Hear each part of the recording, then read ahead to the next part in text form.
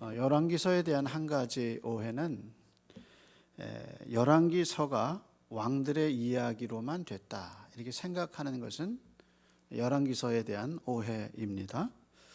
물론 열왕기서의 이야기는 유다와 이스라엘 왕들의 이야기가 줄을 이룬 것처럼 보이는 것은 사실입니다. 하지만 그 왕들의 이야기 속에 땅 밑에 흐르는 지하수처럼 보이지 않는 그 안에 하나님의 또 다른 이야기가 들어가 있어요. 그게 뭐냐면 선지자들의 이야기가 같이 들어갑니다. 그래서 선지자들의 이야기가 왕들의 이야기 속에서 같이 들어가죠. 예를 들어 볼까요? 다윗의 이야기 속에서 혹은 솔로몬의 이야기 속, 또 사울의 이야기 속에서 우리는 선지자들의 이름을 발견하게 되죠. 그래서 사울에게는 누가 있느냐? 사무엘이 있죠. 사울의 머리에 기름 부은 사람이 사무엘이잖아요. 사울이 잘못된 길을 갈 때 밤새도록 엎드려서 하나님께 사울을 위해서 중보기도했던 사람이 누구예요? 그래서 하나님이 이제 그만 기도해라 라고 말하실 정도로 사울은 사무엘의 기도를 힘입게 되죠. 그래서 하나님의 왕들의 이야기 속에 이렇게 선지자들의 이야기가 같이 들어가요. 다윗에게는 선지자가 둘이 있었어요. 밧세바와의 사건이 있었을 때는 나단이 나타나죠. 그래서 나단이 그 유명한 양의 비유를 가지고 이 다윗의 죄를 드러내요. 그 다음에 인구조사를 했을 때는 가시라는 선지자가 나타나서 책망하죠. 그리고 르호보암, 솔로몬의 아들 르호보암 때는 전쟁하려 그럴 때 누가 나타나요? 선지자 스마야가 나타납니다. 그래서 이 전쟁은 하나님 원하시지 않는 거다라고 말해서 18만 명의 대군을 돌이키게 하죠. 그래서 남과 북의 비극을 막아냅니다. 이처럼 선지자는 때때로 왕에게 나타나서 왕이 하는 일을 반대하고 그리고 왕에게 경고를 합니다. 때로는 옳게 행하는 왕들의 마음을 격려하고 그들이 하나님을 경외하고 하나님의 말씀을 따라갈 수 있도록 협력합니다. 이런 관점에서 엘리야와 엘리사의 이야기를 우리가 생각해야 하는 겁니다. 열왕기서의 전체 분량이 47장이에요. 그래서 열왕기 상이 22장, 열왕기하가 25장, 47장인데 그중에 19장 가장 중요한 부분에 엘리사와 엘리야 이야기가 같이 들어가 있죠. 그것도 남쪽을 향한 것이 아니라 하나님을 가장 패역하게 반항했던 북쪽을 위해서 하나님이 두 선지자를 일으키셔요. 하나가 엘리야고 하나가 엘리사입니다. 그래서 이런 맥락에서 보면 열왕기서는 왕들의 이야기만은 절대 아니죠. 왕들의 이야기와 함께 선지자의 이야기가 동화줄처럼 같이 겹쳐서 지나갑니다. 그래서 선지자는 끊임없이 하나님이 이 권력의 주인이고 이 나라를, 이 세상을 통치하시는 분이라는 하나님의 주권에 대해서 끊임없이 말하죠. 그래서 왕들로 하여금 위에 하나님의 권력에, 하나님의 그 뜻에 순종할 수 있도록 그렇게 격려하죠. 그래서 하나님이 역사의 주관자라는 사실을 왕에게 가르쳐줍니다. 그래서 왕이 그것을 인식하면 백성이 복되고 하나님의 말씀이 흥왕하고 그런 걸 보고, 만약에 그게 반대일 경우는 교만해져서 나라가 불행해지고 나라가 백성이 어려움에 겪는 그런 과정을 열왕기 상하가 우리에게 보여주죠. 그래서 열왕기서는 선지자의 이야기와 왕들의 이야기가 이렇게 묶어서 같이 간다. 그걸 여러분이 기억하셔야 한다는 겁니다. 그러면서 이제 열왕기상 18장 이야기를 우리가 보게 되죠. 우리에게 잘 알려진 이야기예요. 18장은 세 가지 이야기가 구성되어 있죠. 1절에서 19절 오늘 본문에 우리가 읽은 것은 이제 선지자 100명을 숨겨서 그들을 먹였던 오바다의 이야기가 기록되어 있습니다. 그리고 이제 20절에서 40절은 이제 갈멜산에서 엘리야가 갈멜산에서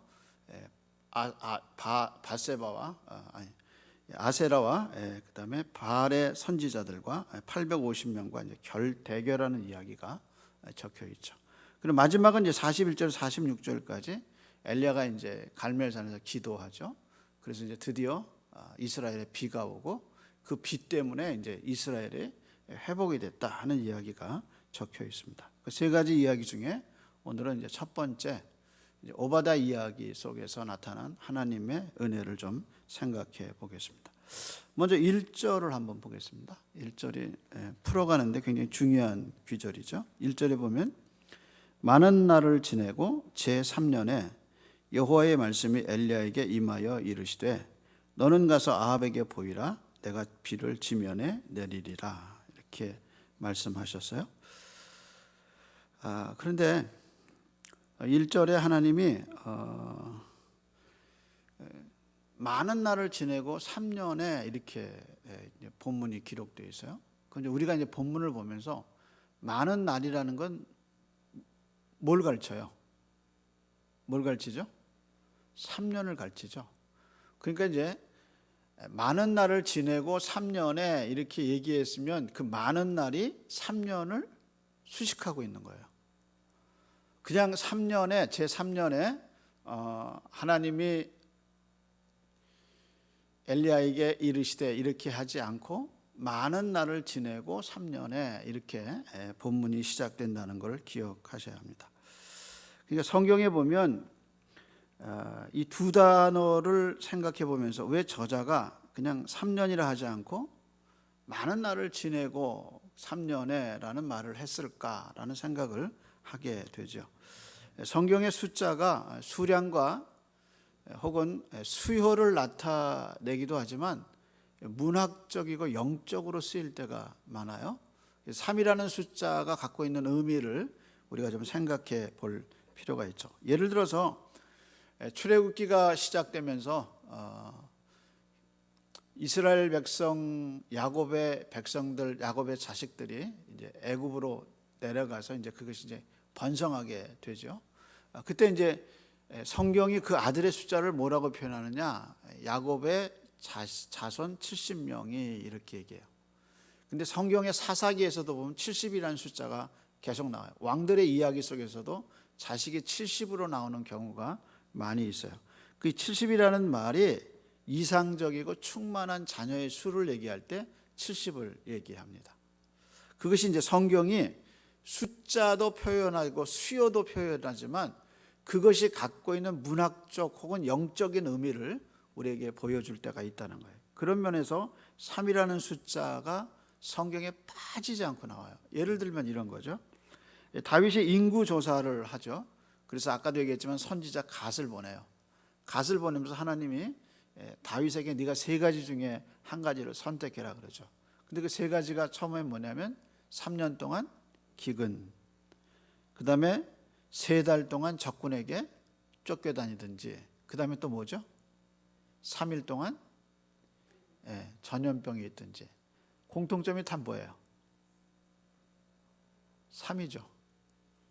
그러니까 3년 동안 기근이 있든지 3달 동안 쫓겨다니든지 아니면 3일 동안 네가 전염병을 앓든지, 그러면서 뭐라고 얘기하냐면 네가 그것 중에 하나를 선택해라 이렇게 얘기해요.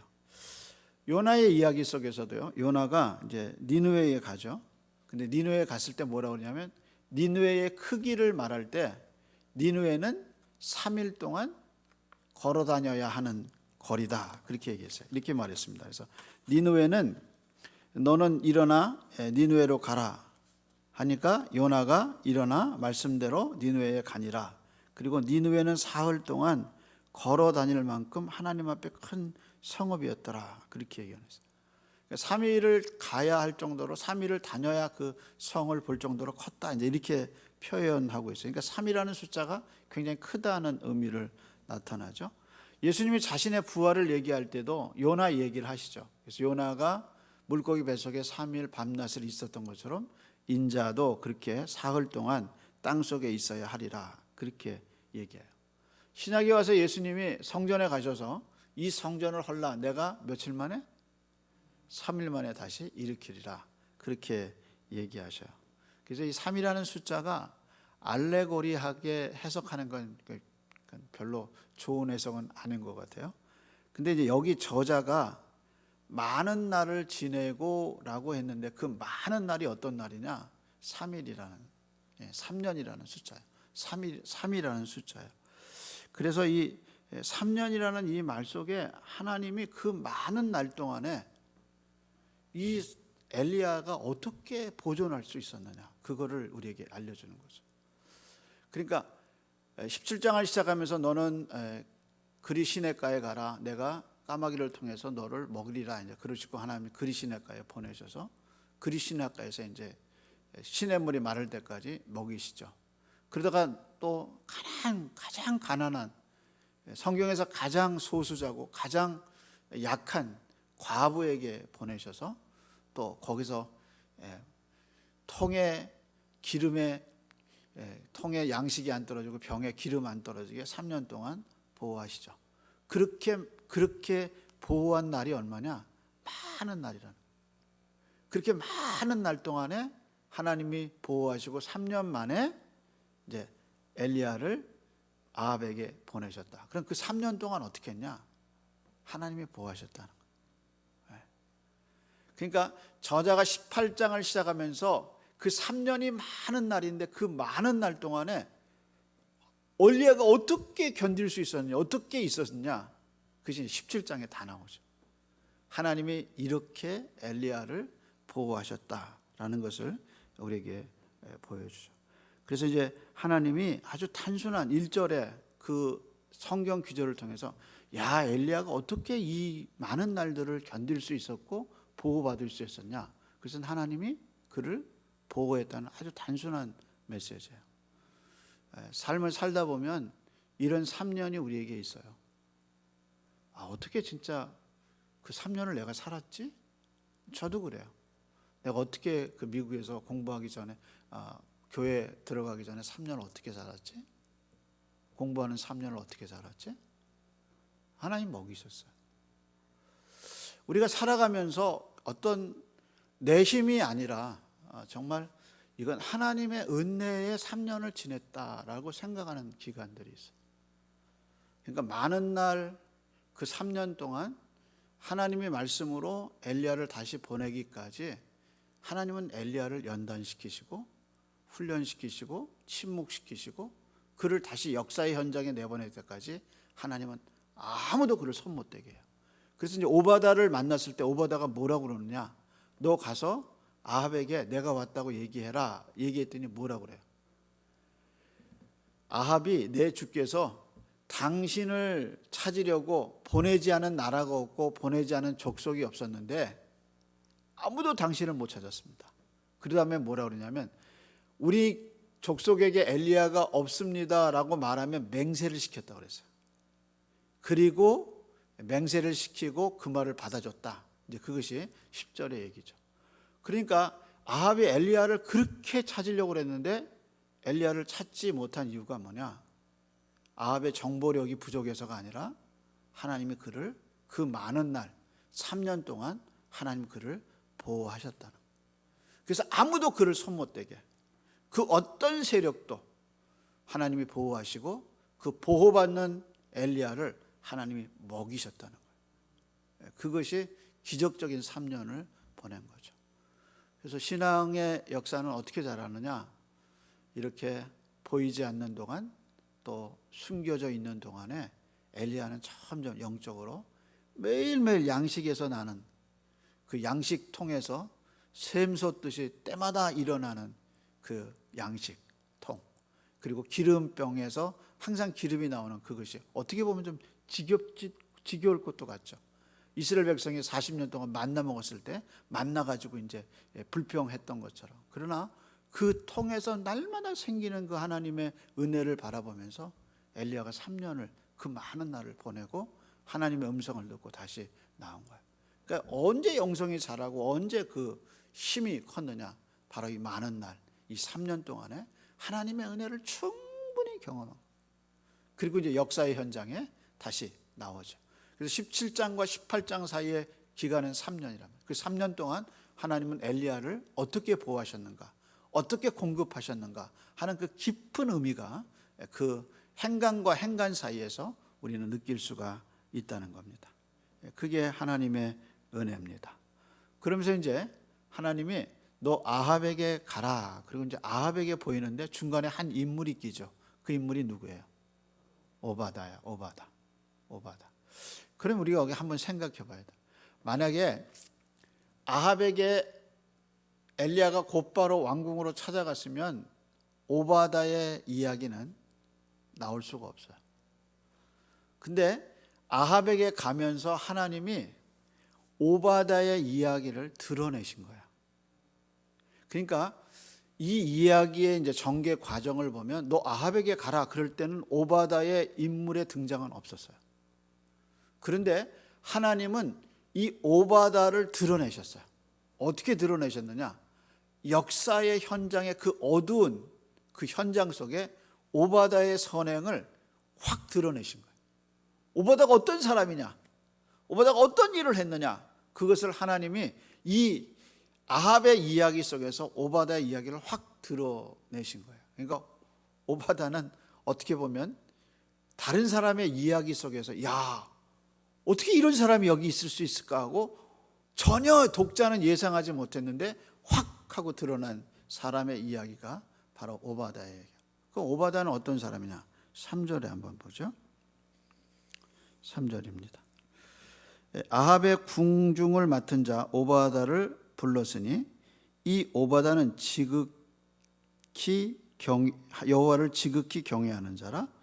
이세벨이 여호와의 선지자들을 멸할 때 오바다가 선지자 100명을 가지고 50명씩 굴에 숨기고 떡과 물을 먹였더라. 이게 이제 오바다의 선행이죠.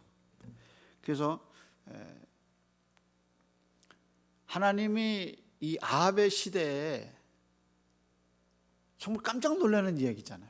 이세벨이 선지자들을 죽이려고 그럴 때 100명을 50명씩 숨겨서 그 안에서 이제 물과 떡을 먹였다. 그럼 제가 한번 물어볼게요. 그 물과 떡 누가 먹였어요? 어디서 돈 나왔어요? 어디서 나온 거예요? 어디서 나왔어요? 아니, 상식적으로 생각해 보세요. 오바다가 50명씩 숨겨서 물과 떡과 양식을 공급했어요. 그 돈 누가 냈겠어요? 오바다가 낸 거죠. 오바다가. 근데 여기서 우리는 초점 둬야 할 게 이게 선지자를 간직한 거잖아요. 예? 그러니까 나중에 이제 엘리야가 19장에 가서 하나님 나만 남았습니다. 그랬을 때 하나님 뭐라 그러셨어요? 너 바알에게 무릎 꿇지 않은 7,000명을 내가 뒀다. 이렇게 얘기하셔요. 그 7,000명 중에 이 100명이 있는지는 잘 모르겠어요. 근데 어쨌든 중요한 사실은 하나님의 선지자 100명을 이 아합 시대에 간직하고 그들을 공급하고 키웠다는 거예요. 그래서 아합의 그 어두운 시대에 하나님의 일꾼들을 이 오바다의 손에서 하나님이 기르고 있었다는 사실을 우리는 볼 수 있어요. 그러면서 뭐라고 얘기했느냐? 오바다의 신앙을 알 수 있는 그것은 이제 엘리야가 내가 아합에게 나간다고 말해라 그랬더니 오바다가 뭐라고 얘기했냐면 나는 그렇게 말할 수 없습니다. 왜냐하면 내가 당신을 여기서 봤습니다. 그러고 아합에게 갔는데 그 다음에 여호와의 신이 당신을 들어서 딴 데 옮겨 놓으면 내 말은 거짓말이 되고 나는 아합에 의해서 엘리야가 없다는 것 때문에 죽을 수 있습니다 라고 얘기해. 이 말 속에서 오바다의 신앙을 볼 수 있어요. 오바다의 신앙은 뭐냐? 하나님의 영이 그를 옮겨서 어디든지 내보낼 수 있다는 거예요. 이런 관점에서 생각해 보면 오바다가 여호와를 지극히 경외하는 자다라는 말 속에서 오바다의 신앙이 얼마나 강했는가 하는 것을 알 수 있어요. 어느 정도로 강하냐? 출애굽기 히브리 3파하고 똑같죠. 히브리 3파가 어떻게 했느냐? 왕의 명령을 거절하고 그리고 이스라엘의 남자아이들을 살려주죠. 어떻게 왕의 명령을 거절했냐? 하나님의 명령이 더 큰 거죠. 어떻게 이세벨과 아합의 명령을 어기고 그 왕국을 맡은 자인 오바다가 어떻게 그럼 이 선지자 100명을 숨길 수 있었느냐? 하나님을 경외했기 때문에. 그래서 다음 세대에 이 일을 위해서 오바다가 선지자를 건지죠. 그래서 오바다의 이름의 뜻이 뭐냐? 나는 여호와의 종입니다가 오바다의 뜻이에요. 성경 소선지서 중에 똑같은 이름 가진 사람이 있죠. 누구예요? 오바다.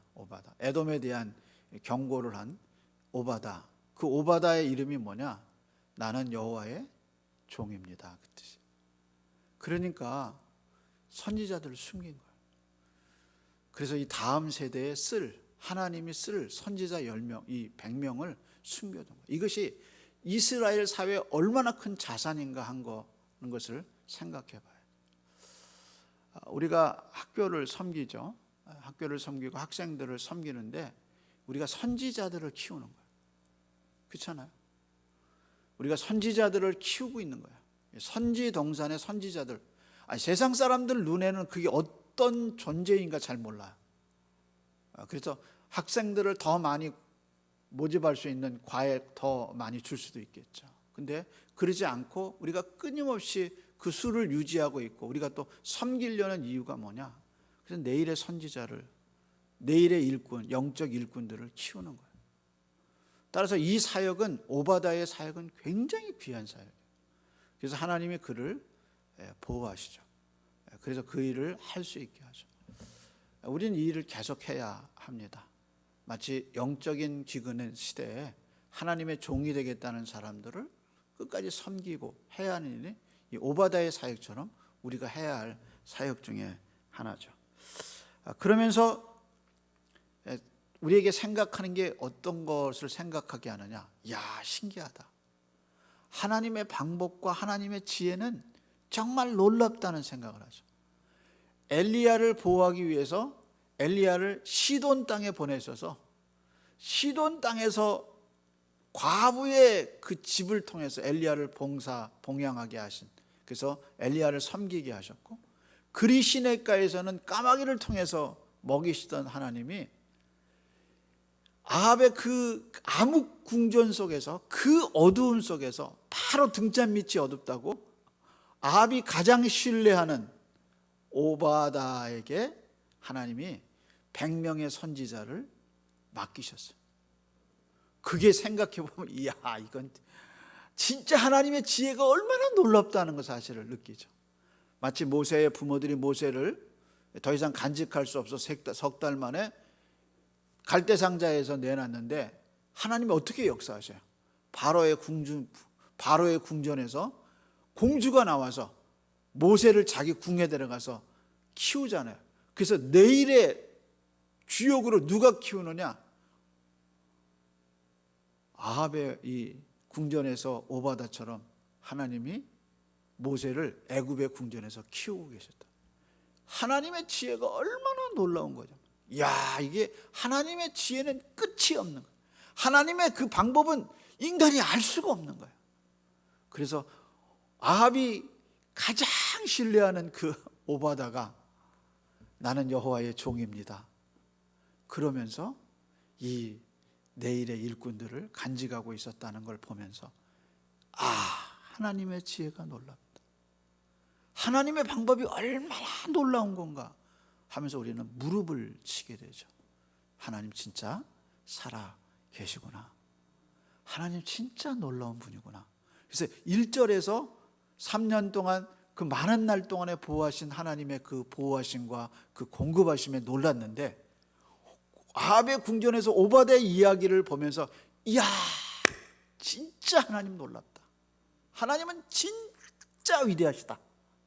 그걸 우리가 배울 수 있는 거예요. 암흑의 시대를 지나죠. 어려운 시대를 지나서 코리아 블루가 아니라 이제 코리아 블랙이라는 말을 쓰죠.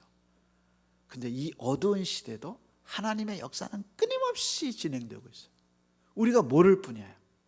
하나님의 역사는 하나님의 지혜대로 끊임없이 당신의 역사를 이루어가고 있다는 것을 우리가 아합 시대의 오바다와 사르밧 과부의 이야기를 통해서 우리는 배울 수 있는 겁니다. 이제 그러면서 하나님의 지혜가, 하나님의 방법이 얼마나 놀랍다는 걸 알게 되면서 그 다음에 이 이야기는 이제 아합에게 가죠. 그래서 5절에 보면 아합의 말이 나오죠. 한번 다시 보겠습니다. 아합이 오바다에게 이르되 이 땅의 모든 물근원과 모든 내로 가자. 혹시 꼴을 얻으리라. 그리하면 말과 노새를 살리리니 짐승은 다 잃지 않게 되리라. 두 사람이 두루 다닐 땅을 나누어서 아합은 홀로 이 길로 가고 오바다는 홀로 저 길로 가니라. 오바다가 아합에 의해서 얼마나 신임을 받았는가 하는 걸 알 수 있죠. 그래서 이 땅을 다 물을 찾는 일에 물론 뭐 혼자 다닌 건 아니에요. 이건 이제 리더가 누가 됐느냐 그거죠. 한쪽은 아합이 감당하고 한 파트는 이제 이 오바다가 감당하고 가는 거죠. 그러니까 오바다가 얼마나 아합에게 신뢰를 받았는가 하는 것을 알 수 있습니다. 그러면서 이 아합의 말 속에서 우리가 배울 수 있는 교훈이 있어요. 이제 아합의 이야기 속에서 아합은 3년 동안 이렇게 기근을 당하면서 회개하는 일이 없어요. 다윗의 경우도 그러죠. 다윗이 인구조사를 하고 났을 때 이 갓을 보내서 얘기하잖아요. 3년 동안 기근 겪을래? 3일 동안 전염병 받을래? 아니면 그 다음에 3달 동안 적에게 쫓길래? 그랬더니 뭐라고 얘기하냐면 내가 사람의 손에 빠지지 않고 여호와의 손에 빠지기를 원합니다. 그리고 3일 전염병을 택하죠. 그러다가 3일의 전염병에 죽는 사람들을 보고 어떻게 얘기했느냐? 다윗의 기도가 그거잖아요. 죄는 내가 졌는데 하나님 왜 내 백성들이 고통을 당합니까? 그러고 회개하잖아요. 그러니까 하나님이 갓을 통해서 선지자에게 이런 말을 했을 때는 하나님의 음성은 그거예요. 너 회개해라. 너 이렇게 이런 일을 당했을 때 너 하나님 앞에 너가 무슨 잘못이 있었는지 너를 한번 돌아봐라. 그게 뭐냐? 하나님의 메시지란 말이에요. 근데 3년 동안 3년 만에 나타난 아합의 말을 들어보세요. 내 짐승들이 혹시 꼴을 얻을까 하고 누구 걱정하고 있냐면 짐승들 걱정하고 있어요. 백성들이 어떻게 됐느냐 이건 그 사람한테 큰 관심이 없고 왜 이런 재앙이 왔느냐 그거는 그렇게 관심이 없어요. 그러니까 회개가 없는 거예요. 회개가. 그러니까 어떻게 보면 회개는 하나님의 은혜가 있어야 하는 거예요. 이게 회개도 하나님의 은혜가 있어야 하는 거지 은혜가 없으면 회개가 안 되는 거예요. 그러니까 우리가 일을 당하면서 자기가 자기 자신을 보게 되고 이게 내 허물인가 보다. 하나님 제가 어디가 어떻습니까 하고 자기 삶을 돌아보고 하나님 앞에 자기 영혼을 채찍질하고 하나님 앞에 나아가는 거. 그게 뭐냐? 회개랍니다. 그래서 여호와께 나간다는 게 얼마나 큰 은혜인데. 그래서 죄인들아 손을 깨끗이 하라. 여호와를 가까이 하라. 그러면 여호와께서 너희를 어떻게 하시냐? 가까이 하리라. 그러니까 하나님께 나가야 한단 말이에요. 이 나가는 게 이게 진짜 얼마나 큰 축복인데 아합의 3년 동안 기근은 아무 하나님께 나가는 게 없어요. 그러다가 아합의 이야기 속에서 아합이 한 번 회개해요. 근데 하나님이 엄청 기뻐하셔. 그것이 이제 21장에 나봇의 포도원 이야기가 끝나고 22장에 가면 이 아합이 베옷을 입고 하나님 앞에 회개해요. 근데 이 나봇의 사건이 이제 나중에 공부하게 되겠지만 엄청난 죄거든요. 근데 하나님이 그 심판을 아합 때에 내리지 않고 아합의 다음 때에 내리겠다고 약속하신 게 왜 그랬냐? 회개 때문에 회개. 그러니까 하나님이 얼마나 기뻐하셨는지 몰라요.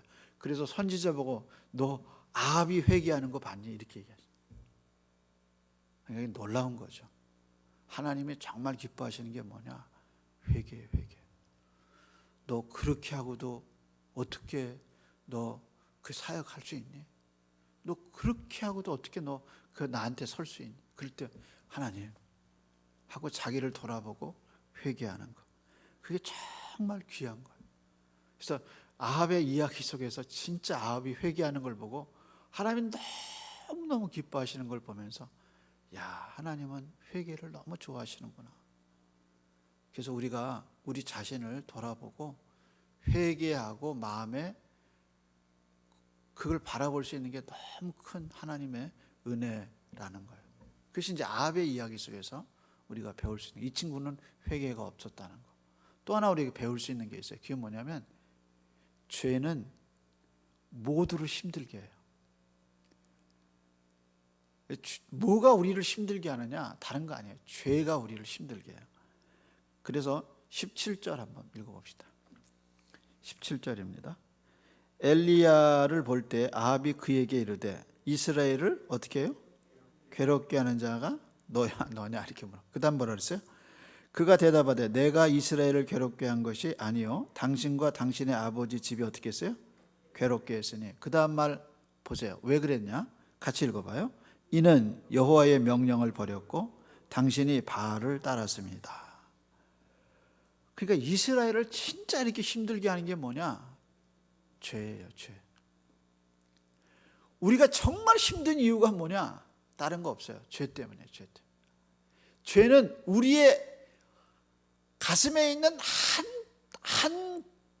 하나의 물방울, 하나의 은혜의 물방울도 죄는 뺏어가 버려요. 그래서 죄 지은 심령 속, 죄를 범하는 우리의 심령은 은혜의 물이 흘러갈 수가 없어요. 바짝바짝 가물처럼 말라버릴 수밖에 없어요. 왜? 죄가 그 모든 은혜를 뺏어가 버려요. 그게 죄가 괴롭게 하는 거예요. 이 나라를 괴롭게 한 게 뭐냐? 죄란 말이에요. 사람들의 영혼에 힘든 이유가 뭐냐? 죄 때문이라는 거예요. 그래서 누가 너를 괴롭게 하느냐? 죄악이 나를 괴롭게 한다는 거예요. 죄가. 이것이 지금 본문에서 나타나는 은혜예요. 그러니까 이 죄가 그렇게 무서운 거예요. 근데 이 사탄은 우리에게 죄를 생각나게 해요. 그런데 무서운 거는 사탄은, 마귀는 죄만 생각나게 하지 죄를 사해 주시는 하나님의 그 큰 은혜와 사랑은 못 보게 해요. 그러니까 잘못을 저질고 마귀가 사탄 마귀가 가룟 유다에게 죄만 생각나게 하고 죄책감만 느끼게 했지, 그 모든 죄를 사해 주시는 그 십자가의 그 큰 사랑, 그 은혜는 못 보게 만들어요. 그래서 이 죄를 생각나게 하는 이것이, 죄만 생각나고 죄책감만 느끼게 하는 것은 사탄의 역사예요. 그런데 이것이 회개로 넘어가고 하나님의 사랑과 하나님의 은혜를 생각나게 하는 것은 성령의 역사란 말이에요. 그래서 자신을 바라보고 이런 나를 위해서 죽으신 그리스도가 생각나게 하고 그리스도의 십자가의 그 은혜와 그 사랑을 생각나게 하는 건 성령의 역사란 말이에요. 그래서 우리가 이 땅을 살아갈 수가 있는 거예요. 그래서 믿음의 주요 온전케 하시는 예수 그리스도를 바라보게 하시는 성령의 역사가 없이는 인간은 죄밖에 생각 안 나요. 잘못밖에 생각이 안 나요. 그것이 인간을 파괴시키는 거예요. 근데 우리 안에 계신 성령께서는 우리의 허물도 드러내시지만 그 허물과 우리의 그 연약함보다 더 위대하고 더 사랑이 많고 폭포수같이 임하게 하시는 성령 하나님의 그 은혜를 느끼게 해준단 말이에요. 그래서 바울이 로마서에서 선언했어요. 우리에게 주신 성령으로 말미암아 하나님의 사랑이 우리 속에 부어진 바 되었으니, 이게 성령을 가진, 성령을 받은 우리의 은혜요, 우리의 하나님의 축복이란 말이에요. 따라서 회개할 수 있는 것, 그리고 그리스도를 바라보고 하나님의 은혜가 얼마나 큰가를 이 험한 세상에서 생각하고 살아갈 수 있는 건 성령의 역사인 줄로 믿습니다. 기도하겠습니다. 하나님 감사합니다. 수요일 날 예배할 수 있도록 은혜 주시고 비대면으로 하나님 온라인으로 예배할 수 있도록 은혜 주셔서 감사합니다. 말씀이 살아있게 하시고 생명이 살아나게 하여 주시고 교회가 살아나게 하시고 교회와 성도의 기도로 나라가 일어나는 귀한 민족이 될 수 있도록 인도하여 주시옵시고, 오늘도 하나님 앞에 선한 오바다처럼 하나님 앞에 숨긴 봉사를 많이 하는 사랑하는 성도들과 심령들 속에 하나님의 은혜를 입혀 주시옵소서. 이제는 우리 주님 예수 그리스도의 은혜와 하나님 아버지의 극진하신 사랑과 성령 하나님의 교통 충만케 하시는 역사가 하나님 앞에 선을 행하고 새싹원금을 통해서 하나님을 영화롭게 하고 개척교회와 장학과 유학생들을 섬기고 어려운 이들과 선교의 사역을 감당하는 모든 심령들 속에 이제로부터 영원토록 함께 있을지어다. 아멘.